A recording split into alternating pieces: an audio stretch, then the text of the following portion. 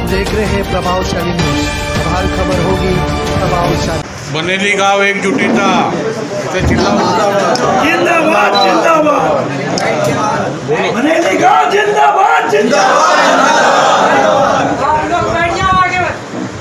बनेली गाँव जिंदाबाद जिंदाबाद जिंदाबाद। हमारी मांगे पूरी की जाए, घर के बदले घर दिया जाए, जहाँ उचित मुआवजा दिया जाए, ये डिमांड है। जो सरकार तय की है वो मुआवजा जो 22 का जीआर है, जीआर के मुताबिक हमको पैसा दिया जाए।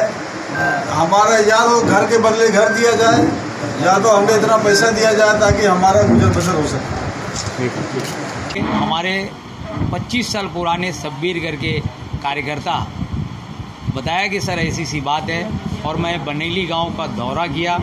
क्या बात है ऐसी? वहां देखने के बाद पता चला कि इन लोगों की कोई सुनवाई नहीं हो रही है।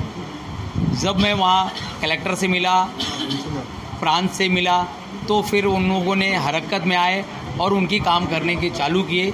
फिर भी जो हिसाब से मुझे इन लोगों की सेवा, इन लोगों की मांगे को चाहिए था, वो नहीं होने के कारण मैंने पत्रकार संघ के इन लोगों को। मामला क्या है, कहाँ से स्टार्ट हुआ मामला, क्या मामला है जो आपको पत्रकार संघ पे आना पड़ा, क्या मामला? मामला ऐसा है कि इनको जो मांगे हैं, क्या मांगे? उचित मांग जो गवर्नमेंट करती है वो होना चाहिए। जो 2022-23 के जीआर में आया है वो इनको उचित मामला दें। इसी को लेके हमने यहाँ पर पत्रकार परिषद में आए। इनके जो घरों का नोटिस वगैरह दिए गए, बनेली गांव में कितने घर हैं जितने जो बस्तियों में डॉक्यूमेंट्स वगैरह कौन कौन सा पुरावा है, कौन से सन के पुरावे इसे भी दावा करते हैं, कितने साल साम रह रहे हैं, तो इस बारे में कुछ बताइए। इनके पास जो 3 पुरावे हमने जो नोटरी का देखा, सेल डीड है, पावर ऑफ अटॉर्नी है, और इनके जो इन्होंने लिख के दिया है कि आप इसको ज़मीन को आप खुद बेच सकते हैं, उसमें लिखा हुआ है। ये ज़मीन के मालिकों ने लिख के दिया है कि हम ये आप बेच सकते हैं।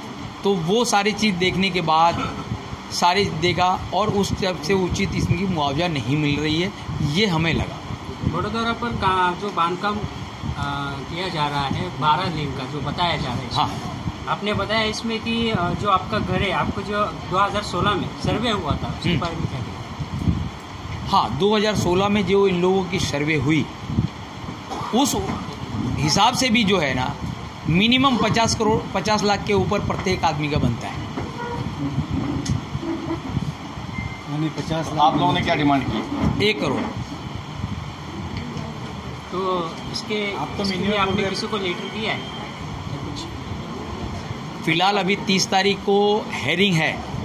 अब ये हेयरिंग देखने के बाद हमारी ये था कि एक बार पत्रकार परिषद में मिले, लोगों से आगे बढ़ने के लिए और भी कैसे करना चाहिए वो समझ के फिर हमने 30 तारीख का जो निर्णय मिलेगा प्रांत ऑफिस से, उसके बाद हमने सारे जो है ना कितना कैसे क्या 1 करोड़ कैसे होना चाहिए और क्यों होना चाहिए ये हम लिख के देंगे। प्रांत के अब तो 35 लाख सॉरी, अभिजीत बांडे से मेरी जो बात हुई उसमें 35 लाख रुपया प्रत्येक आदमी को दूंगा, और 35 करोड़ जो हमने कहा, ये बोले हमको पास 35 करोड़ से ज़्यादा आया है देने के लिए।